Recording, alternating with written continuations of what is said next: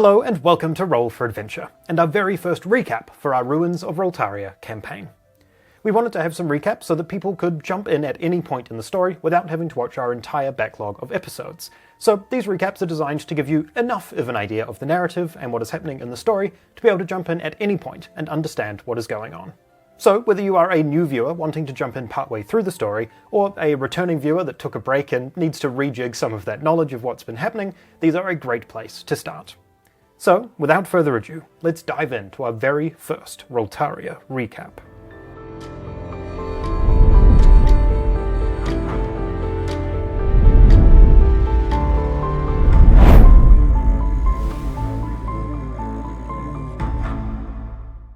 "30 years ago, the great city of Drumar fell, and ever since, Roltaria has known only war. A nation split into rival factions, each fighting for control of what remained. But at the center of Roltaria, one place lay untouched by this conflict: the Badlands. A harsh land ruled not by kings, but by gangs, mercenaries, and beastfolk.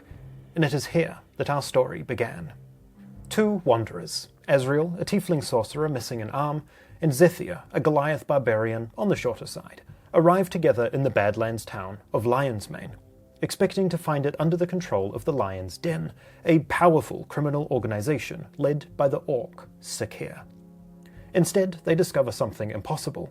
The Watch, a military faction that has never held territory within the Badlands, now flies its banner above the gates, a stern faction driven by the forges of men, gnomes, and dwarves. Inside the town, they cross paths with Fang, a Tabaxi rogue and former member of the Lion's Den. All three find themselves in the same tavern, and Azriel begins asking questions about Sakir, only to learn that since the Watch arrived, the gang leader has scarcely been seen. But before they can hope to learn more, disaster strikes. A thick smoke blowing in from the north sees a strange sickness sweep through the town.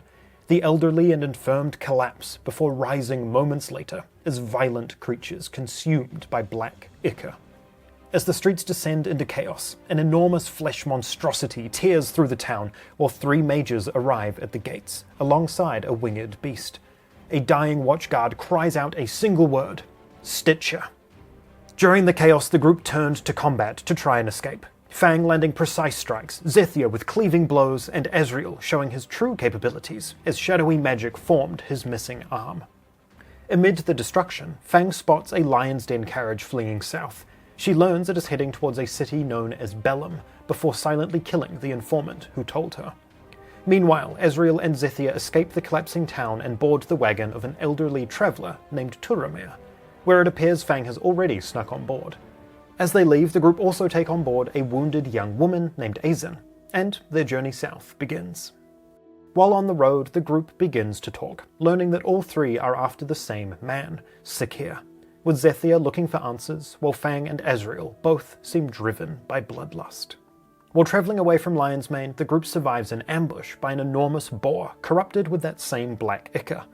After the battle, Zethia's rage becomes unnervingly primal, striking at the creature's corpse long after it's dead. This road that they travel leads them south, to the mining town of Silverfin, where they discover the true extent of Sakir's betrayal. The Lion's Den passed through the town only days earlier, stole its remaining supplies, killed its elder, and abandoned the people they once swore to protect. The townsfolk reveal that Silverfin's former members of the Lion's Den have reclaimed their old identity as the Crimson Cabal, and now occupy nearby mines where the region's remaining food is stored. That night, Fang searches through Turamir's belongings, discovering a holy symbol belonging to a god that no one in Roltaria still worships. The following day, the party travels to the abandoned mines, hoping to recover supplies before continuing south. After fighting through members of the Crimson Cabal, they eventually meet their leader, Zakara, a tiefling determined to keep Silverfin alive despite Sakir's betrayal. The party learns that the people of Silverfin had voted to survive on half rations, while the Cabal kept the town running, mining quartz to trade for enough coin to keep the people alive. With no hesitation, Azriel takes little time intimidating Zakara into surrendering supplies, and for a brief moment nearly kills her after a comment about rebuilding the Badlands, before Fang managed to intervene. As the party leaves with their goods, Zakara recognizes Fang as one of Sakir's former followers, admitting she cares little for their mission, but would gladly hear news of Sakir's death. With supplies finally secured, the party leaves the Badlands by travelling through the Barrow Peak Valley, and leaving Azin at Silverfin, where she claims to feel more at home than she ever would in a Watch city. Along the road, they discover Sakir's abandoned carriage, after what appears to have been a brutal ambush, surrounded by dead rival gang members who had jumped them, along with horse tracks continuing south with haste. One corpse bears a perfectly round hole through its skull, alongside a strange metallic sphere, unlike anything the party has seen before. Days later, they are ambushed by members of that same gang. During the scuffle, Azriel's shadow magic threatens to overwhelm him as the attackers are defeated. And in the wake of that battle, Fang quietly notices Turamir tending to their wounded horse. Before leaving the battlefield, Fang recovers a letter strewn through the mud, addressed to Sakir, that she keeps close and quiet. As the journey continues, Fang questions Turamir about the healing magic she has witnessed. The old man reveals only that he serves a god long forgotten by these lands. Seeing the conversation, Azriel senses something inhuman about Turamir, and urges him to seek safety elsewhere. But Turamir refuses, instead confusingly encouraging Azriel to never abandon the path that drives him, dark though it may be. In the days that follow, a manticore attacks the party, declaring only one thing before the battle begins: "Found you." The creature is slain, and Turamir reluctantly admits that he once lived a far less peaceful life, making powerful enemies who may still be searching for him. Later, Azriel produced a notebook he keeps close at hand, and asks whether Turamir has ever heard the name inlaid on its cover, Lysandra Vale, which he had. A powerful mage from before and after the quake. And in the morning that follows those tense conversations, finally the party arrive at Bellum, the industrial heart of the Watch. Within Bellum, the party begins investigating Sakir's whereabouts. They learn that he was personally escorted into the city by a watchmaster named Lucian, and that he now resides within the heavily guarded citadel. While exploring the city's hidden underground, Fang discovers a secret alchemical workshop beneath the streets, where a goblin shopkeep introduces her to rumors that the Watch are creating a weapon capable of placing the strength of a mage in everyone's hands. While sharing that information with the others, for the first time Fang also reveals the truth to her companions.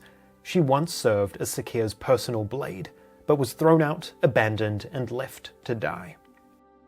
The following day was Bellum's public celebration of the Herd of Flame, a remembrance marking 15 years since Goliath and Orcs were recognized as citizens of the Watch, after sacrificing themselves to defend Bellum. Nearby, Azriel reluctantly befriends a Watch guard named Harriet in hopes of arranging a meeting with Sakir. Elsewhere, Fang reunites with Patch, a kobold healer, alchemist, and former member of the Lion's Den. Patch then leads the party into Bellum's hidden beastfolk underground, where they learn of his alchemical concoctions and hear whispers of someone who may possess something capable of helping Azriel harness the darkness within. But before they can act, Fang spots one of Sakir's informants and gives chase. The pursuit ends with Fang confronting Coyote, an elf-presenting shape-shifting spy working for Sakir. As questions become threats, another figure arrives, a Gnoll assassin who once nearly killed Fang. The battle that ensued is brutal. Fang is struck to the ground before the Gnoll escapes into Bellum's tunnels, abandoning Coyote to her fate. The party learns that Sakir has been quieting loose ends, including anyone who might reveal too much about his operations. They were here looking for Patch. With Coyote in their custody, Zethia asks her own questions, discovering that someone known only as Q was last seen with Sakir before disappearing north.